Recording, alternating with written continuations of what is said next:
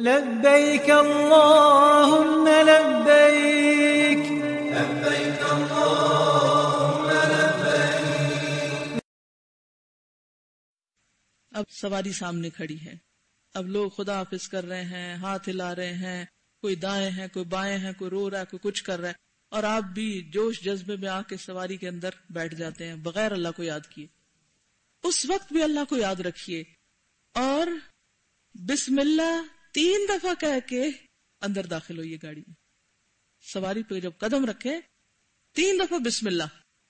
آپ سوچتے ہوں گے کہ 3 دفعہ کیوں؟ ہر کام میں 1 دفعہ اور سواری پہ چڑھتے ہوئے 3 دفعہ. ایسا ہی ہوتا ہے نا کہ اکثر ہم یا تو جلدی میں ہوتے ہیں جب گھر سے نکل رہے ہوتے ہیں تو اللہ کی یاد نہیں آتی، یا پھر کوئی ہمارا پیچھے سے کھینچ رہا ہوتا ہے، یا کوئی باتیں کرنے شروع ہو جاتا ہے، یا کوئی سلام دعا کرنے لگتا ہے، لہذا ہم اللہ ہی کو بھول جاتے ہیں. تو اس وقت 1 دفعہ 2 دفعہ 3 دفعہ.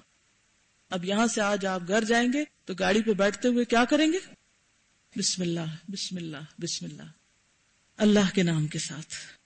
سواری پر بیٹھنے کے بعد الحمدللہ الحمدللہ الحمدللہ، تمام تعریفیں اللہ کے لیے ہیں. 3 دفعہ، ماضی، حال، مستقبل. الحمدللہ کے وقت پر بیٹھ رہا ہوں، یا توفیق دے دی اللہ نے، یہ سفر میری قسمت میں کیا، الحمدللہ. پھر آپ بیٹھ گئے، الحمدللہ اللہ نے گاڑی دی، الحمدللہ جس نے یہ رستہ دکھایا. کوئی بھی 3 چیزیں سوچ کے الحمدللہ الحمدللہ الحمدللہ. الحمدللہ پیچھے کی طرف سے اطمینان ہے، الحمدللہ گاڑی مل گئی، وقت پہ آ گئی اور ہم بیٹھ گئے. جہاز پہ بھی بیٹھے تھے کہ الحمدللہ.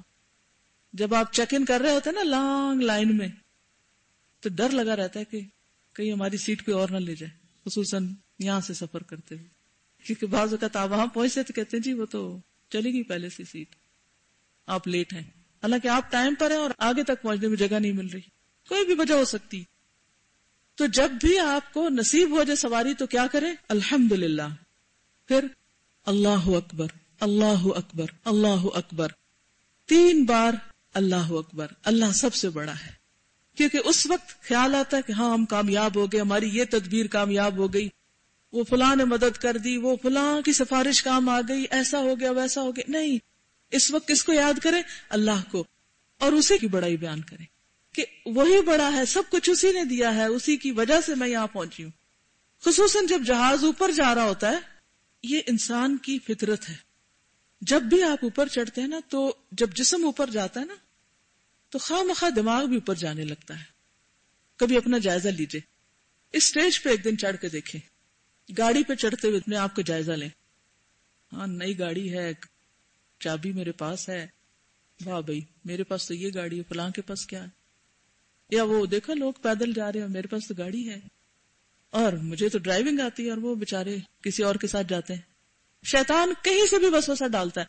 جب کبھی ایسا کوئی خیال آئے، کہیں بھی بلندی پہ چڑھتے ہوئے فوراً کہیں اللہ اکبر. میں نہیں بڑا، اللہ بڑا ہے. یہاں نہیں لکھا ہوا، لیکن ویسے اگر جیسے دل میں اللہ کی بڑائی آنے لگے تو تھوڑا سا اور زیادہ اس کو شدت سے پڑھیں. اللہ اکبر کبیرہ والحمد للہ کثیرا وسبحان اللہ بکرۃ واصیلا.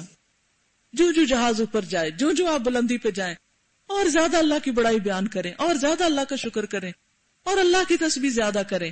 لوگ جن مرضی جھگڑوں میں پڑے ہوئے ہیں، کوئی کچھ کر رہا ہے، کوئی کچھ کر رہا ہے، کوئی سامان کھول کے رکھ رہا ہے، کوئی بیگ کو جھانک رہا ہے، چھوڑے سب باتوں کو ہو جائیں گی اپنے وقت پر. آپ ذکر جاری رکھیں اور مسنون ذکر جاری رکھیں تو انشاءاللہ ایک ایمانی اور تقوی والا سفر ہوگا. پھر دعا پڑھیے، سبحان الذی سخر لنا ھذا وما كنا له مقرنین وإنا إلی ربنا لمنقلبون. پاک ہے وہ ذات جس نے اس سواری کو ہمارے لیے مسخر کیا، ورنہ ہم اسے قابو میں لانے والے نہ تھے، اور بے شک ہم اپنے رب ہی کی طرف لوٹنے والے ہیں. گھوڑا ہو، گدھا ہو، اونٹ ہو، کار ہو، جہاز ہو، سائیکل ہو، موٹر سائیکل ہو، بحری جہاز ہو، کچھ بھی، وہ سب اللہ ہی کی رحمت سے ہمارے لیے مسخر ہوئے ہیں. تو اللہ ہی کی تعریف بیان کیجیے، اللہ کی تسبیح بیان کیجیے کہ پاک ہے وہ ذات جس نے اس سواری کو ہمارے لیے مسخر کیا، کہ ہم اس قابل ہوئے کہ اس پہ بیٹھ سکیں اور اپنا سفر جاری رکھ سکیں، ورنہ ہم اسے قابو میں لانے والے نہ تھے. اگر ڈرائیونگ آ گئی اور گاڑی کا کنٹرول آ گیا تو کیا کہیں گے؟ ہم اسے قابو میں نہیں لا سکتے تھے. تو فوری طور پر اللہ کی تسبیح، اس کی تعریف، اس کی صفت، اور خاص طور پر اس موقع کی مناسبت سے اس نعمت کا ذکر کرتے ہوئے کہ اللہ نے اس کو ہمارے لیے مسخر کیا. ورنہ جہاز کا ایک بہت بڑا ہیوج جو بینگ ہے وہ ہوا میں اڑے اور اس میں آپ اور آپ کے ساتھ 300 لوگ اور اس کے ساتھ سب کا سامان اور پھر جہاز چلنے کا پیٹرول اور پانی، وہ سب کچھ اس میں لدا ہوا اور وہ ہوا میں اڑ رہا ہے. انبلیویبل. کس نے توفیق دی، کس نے عقل دی، کس نے سمجھ دی، کس نے انسان کو اس قابل بنایا کہ وہ ہوا کو مسخر کر لے اور جہاز پہ اڑ کر وہ دوسری منزل پہ جا پہنچے. بحری جہاز پر بیٹھے ہیں تو بھی ایک سوئی پانی میں ڈوب جاتی ہے اور ایک اتنا ہیوج پہاڑ جتنا جہاز اوپر تیرتا چلا جا رہا ہے. کس نے مسخر کیا؟ اللہ نے. تعریف اسی کی. تو سبحان الذی سخر لنا ھذا وما كنا له مقرنین وَإِنَّا إِلَىٰ رَبِّنَا لَمُنْقَلِبُونَ. اور بے شک ہم اپنے رب ہی کی طرف لوٹنے والے ہیں. سفر انسان کو دنیا سے واپسی کا سفر یاد کراتا ہے، موت کی یاد آتی ہے، اور لازمن دل میں خیال آتا ہے کہ پتہ نہیں اب واپس آتے ہیں یا نہیں. اور یہ سواری ہماری زندگی کا ذریعہ ہے یا موت کا؟ بہت سے لوگ جانوروں سے گر کے ہلاک ہو جاتے ہیں. ام حرام بنت ملحان شہید ہوئی تھی گھوڑے سے گر کر ایک جہاد کے سفر میں. اور آج کل گاڑیوں کے ایکسیڈنٹ ہو جاتے ہیں، موٹر سائیکلز کریش کر جاتے ہیں، جہاز پہاڑوں پہ گر پڑتے ہیں. یو نیور نو کہ کب آپ کا سفر آخری سفر ہو جائے. تو ہم اپنے رب کی طرف پلٹ کے جانے والے ہیں. ابھی تو اس کام کو جا رہے ہیں لیکن معلوم نہیں وہ کام تک پہنچتے ہیں یا پھر اپنے رب کے پاس پہنچ جاتے ہیں. وَإِنَّا إِلَىٰ رَبِّنَا لَمُنْقَلِبُونَ. پھر اسی طرح یہ خیال بھی ستاتا ہے انسان کو کہ وہ پیچھے رہ گیا، وہ گھر میں رہ گیا، فلاں جدا ہے، بچے چھوڑ کے آئے ہیں، اس کو چھوڑا ہے. تو سوچے انسان کہ جا کہاں رہا ہوں؟ اللہ کی طرف جا رہے ہیں، اسی کے نام سے آغاز کر رہے ہیں، وہی ساتھ ہے، اسی کی طرف پلٹنا ہے. وہی اول، وہی آخر، وہی ظاہر، وہی باطن. تو ہر لمحہ اللہ کی یاد اور اللہ پہ توکل اور اس کی مدد کا خیال ذہن میں رہے. پیچھے پڑھیے. سبحان الذی سخر لنا ھذا وما كنا له مقرنین وإنا إلى ربنا لمنقلبون.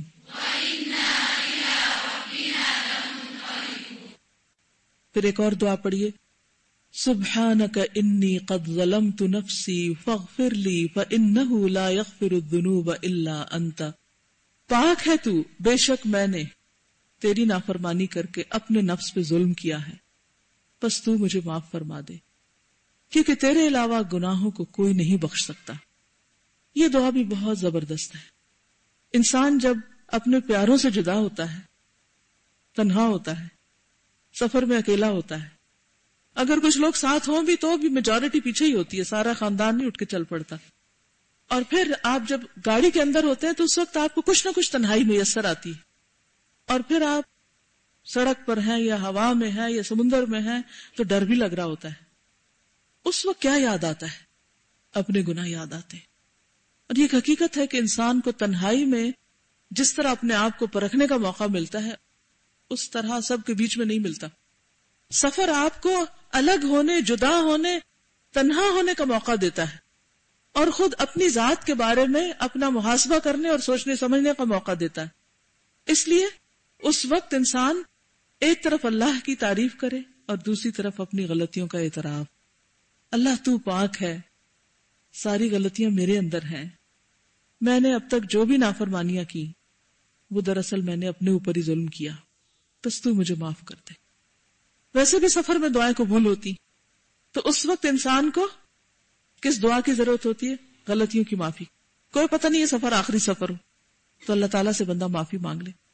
سفر سے پہلے بندوں سے بھی معافی تلافی کی جاتی ہے نا، تو سفر کے دوران اللہ سے معافی مانگی جاتی. اور معافی مانگنے کے لیے بہترین طریقہ کیا ہے کہ انسان اپنے گناہوں کا اعتراف کرے اور پھر اس بات کی یقین دہانی کرائے کہ اللہ بس تو ہی گناہ معاف کر سکتا ہے، تیرے علاوہ تو کوئی اور معاف کر ہی نہیں سکتا، تو نہیں معاف کرنا ہے، میں تیرے حوالے، تو مجھے معاف کر دے۔ اب آپ دیکھیں بازو کا جیسے کسی کی ایکسیڈنٹ میں ڈیتھ ہو گئی، لیکن اگر وہ دل سے یہ دعا پڑھ کے سفر کر رہا تھا تو اس وقت کیا ہوگا؟ اس مرنے والے کی موت بھی انشاءاللہ اچھی ہوگی اور پیچھے والوں کے لیے بھی اطمینان ہوگا کہ میرا بچہ یا میرا رشتہ دار جب بھی گاڑی میں بیٹھتا تھا، جب بھی سفر کرتا تھا، دعا پڑھ کے بیٹھتا تھا۔ لیکن اگر ہم یہ نہیں پڑھتے اور خدا نہ خواستہ کچھ ہو جاتا ہے تو کتنا بڑا لاس ہے۔ تو اس لیے بہت ضروری ہے کہ ہم ان دعاؤں کو یاد کر لیں اور روزانہ پڑھنا شروع کریں، اور خصوصاً لمبے سفر پر اور حج کے سفر پر۔ اب دہرائیے، سبحانک انی قد ظلمت نفسی فاغفر لی فإنہ لا یغفر الذنوب الا انت۔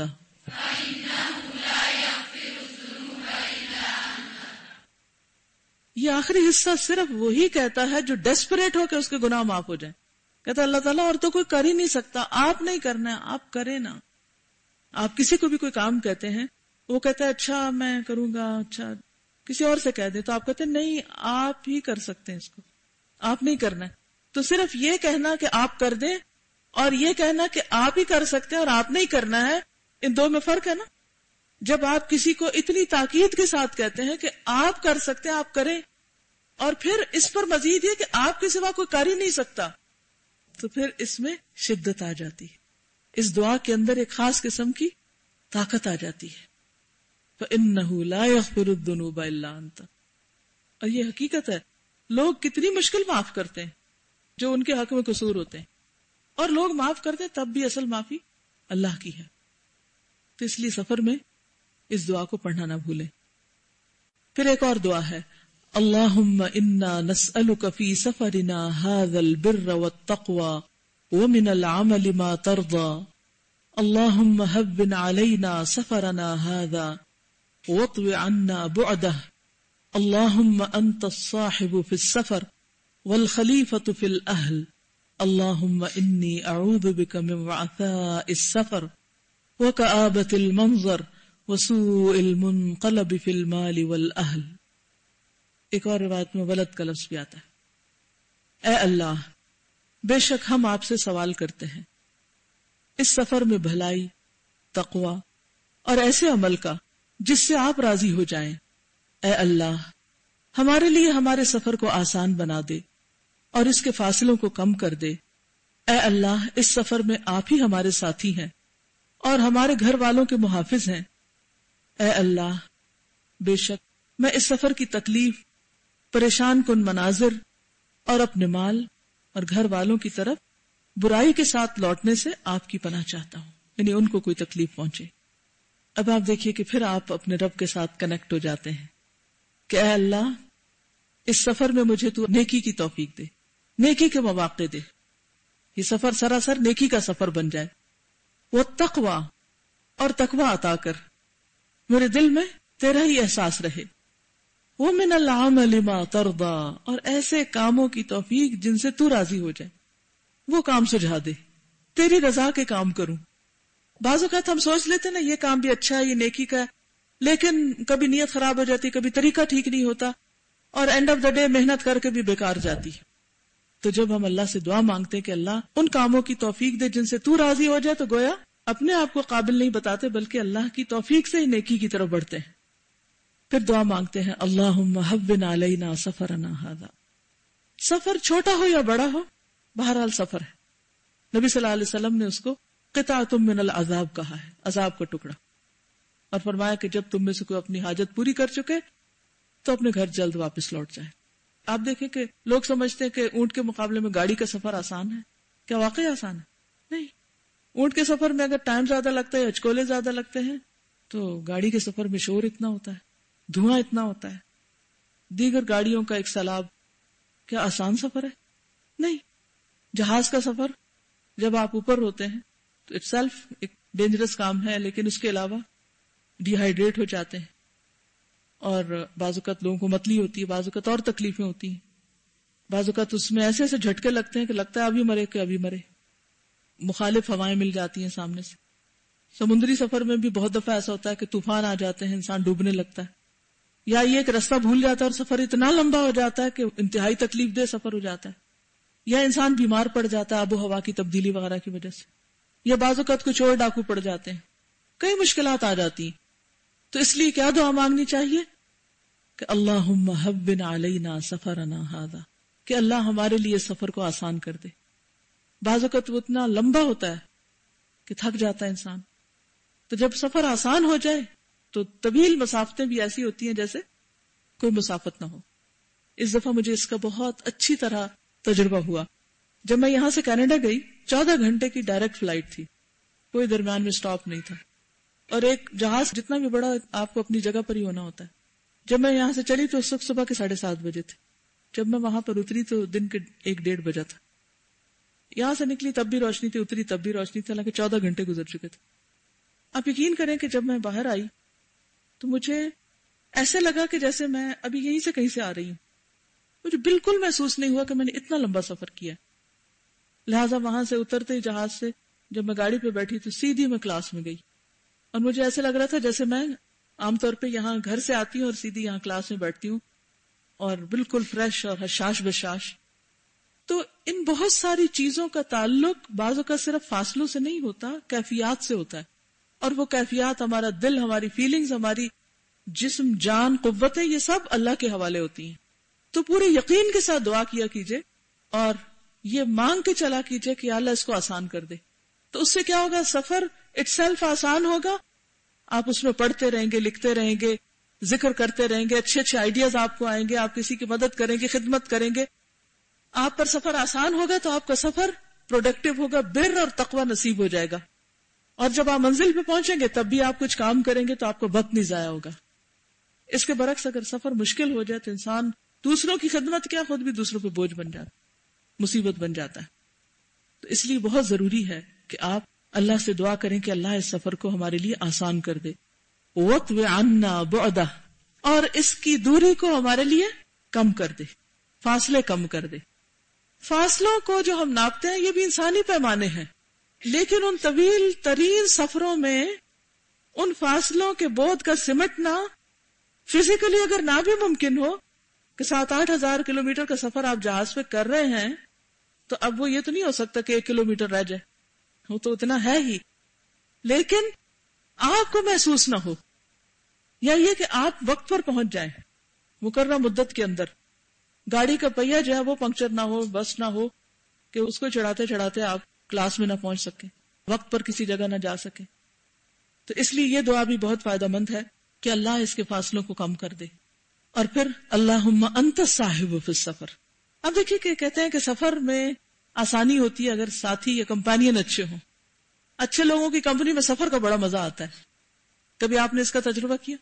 کچھ لوگ جیسے ان کے ساتھی جو ہوتے ہیں گاڑی میں یا ٹیکسی وغیرہ میں، جو لوگ ساتھ آتے ہیں یا اسکول بس میں آتے ہیں، تو ان کے اکٹھے آنے کی وجہ سے کیا ہوتا ہے، باتیں کرتے کرتے سفر بہت آسان ہو جاتا ہے. بعض اوقات آپ اکیلے ہوتے ہیں، ہم کہتے ہیں ہاں اتنا لمبا سفر میں تو بہت بور ہو جاؤں گی. لیکن یاد رکھیے کہ بہترین ساتھی سفر کے اندر اللہ ہے. اس سے باتیں کریں، اس کا ذکر کریں، اس سے دعائیں کریں، اس سے مدد مانگیں، اس کی طرف جھک جائیں.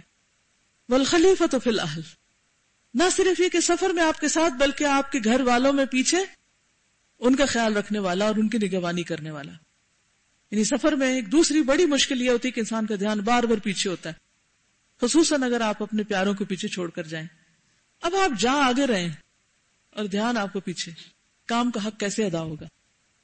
کیا تو آپ واپس چلے جائیں؟ پھر وہ بھی نہیں ہونا، نہیں جانا بھی ہے بھی، پھر پوری طرح جائیں نا. ادخلوا فی السلم کافہ، پورے اپنے کام میں داخل ہوں. اور یہ اسی وقت ہو سکتا ہے جب آپ اپنے پچھلے معاملات اللہ کے سپرد کریں. اللہم انی اعوذ بک من وعثاء السفر، اے اللہ بے شک میں اس سفر کی تکلیف، وکآبۃ المنظر پریشان کن مناظر، وسوء المنقلب اور برے پلٹنے، فی المال والاہل مال اور گھر والوں میں، اس سے میں اپنے آپ کو تیری پناہ میں دیتا ہوں. یا اللہ سفر کی مشقت سے بھی بچا، برے منظر سے بچا، اور جب واپس جاؤں تو گھر اور بچے اور گھر والے، ہر چیز صحیح سلامت ہو. کتنا انسان سیکیور فیل کرتا ہے. دعا مانگ کے چلا، پیچھے کے لیے بھی خیریت، راستے میں اللہ کا ساتھ اور اس کا ذکر، مقصد پر فوکس، اور پھر راستے میں کوئی حادثہ پیش نہیں آیا، ہر چیز ٹھیک رہی، خوشی خوشی سفر کیا، خیریت سے واپس لوٹے. اس سے بڑھ کر کیا چاہیے؟ کچھ اور بھی انسان مانگ سکتا ہے؟ یہ اتنی خوبصورت باتیں کس نے ہم کو سکھائیں؟ یہ سب ہمارے دل میں ہوتی ہے نا، ہماری ضرورت ہوتی ہے، لیکن ہمیں پتہ ہی نہیں ہوتا کہ ہمیں کیا کرنا ہے. اس لیے قرآن و سنت کا علم حاصل کرنا بے حد ضروری ہے. لوگ اس کو بوجھ سمجھتے ہیں، احسان کرتے ہیں دوسروں پر.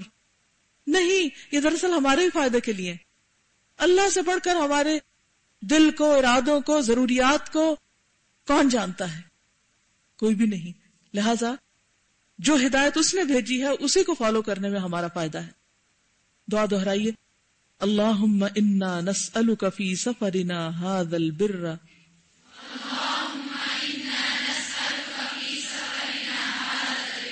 والتقوى ومن العمل ما ترضى اللهم هون علينا سفرنا هذا واطو عنا بعده اللهم أنت الصاحب في السفر والخليفة في الأهل اللهم إني أعوذ بك من وعثاء السفر